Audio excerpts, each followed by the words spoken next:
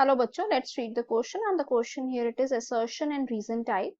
Assertion says that in a fermentation there is a net gain of only 4 molecules of ATP for each molecule of glucose degraded to pyruvic acid. Fermentation accounts for only complete breakdown of glucose. So here both assertion and reason are true, and reason is correct explanation of the assertion. Option B is both assertion and reason are true, but reason is not correct explanation of assertion. Option C is assertion is true but reason is false. Option D is both are false. So let's start here the key concept. So अगर हम यहाँ पर की concept की बात करें तो हम लोग डिस्कस कर लेते हैं फर्मेंटेशन को. फर्मेंटेशन क्या होता है? That is a breakdown of glucose. Breakdown किस चीज का ब्रेकडाउन होना? ग्लूकोज का होना. That is under anaerobic condition. Anaerobic conditions में. तो हम अब आगे एक्सप्लेन करते हैं इसको. जो हमारी एसर्शन है, ठीक है, वो क्या है? वो इनकरेक्ट है. Now I will explain you the reason why it is incorrect. क्योंकि जो फर्मेंटेशन होती है ना, उसमें जो ग्लूकोज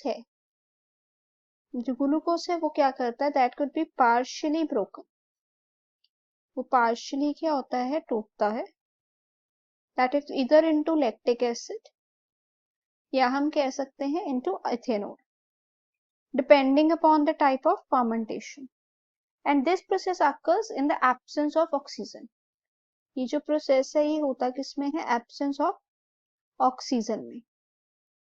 नाउ अगर हम बात करते हैं ग्लाइकोलाइसिस में, फर्मेंटेशन में, तो 2 ATP मॉलिक्यूल प्रोड्यूस होते हैं, 4 नहीं होते. तो ये इनकरेक्ट हो गई. इसी तरह से अगर हम रीजन को एक्सप्लेन करें तो रीजन जो है वो भी क्या है? इनकरेक्ट है. क्योंकि फर्मेंटेशन में ना कंप्लीट ब्रेकडाउन नहीं होता. It is not account for a complete breakdown. ठीक है, कंप्लीट ब्रेकडाउन जो है वो नहीं होता है.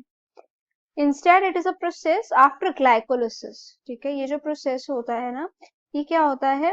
It's a process that could occurs after glycolysis when oxygen is not available. जब ऑक्सीजन जो है वो अवेलेबल नहीं होती है. सो ये भी जो है इनकरेक्ट है. तो यहाँ पर करेक्ट ऑप्शन हो गया D. Both are incorrect. Hope it is clear. All the best.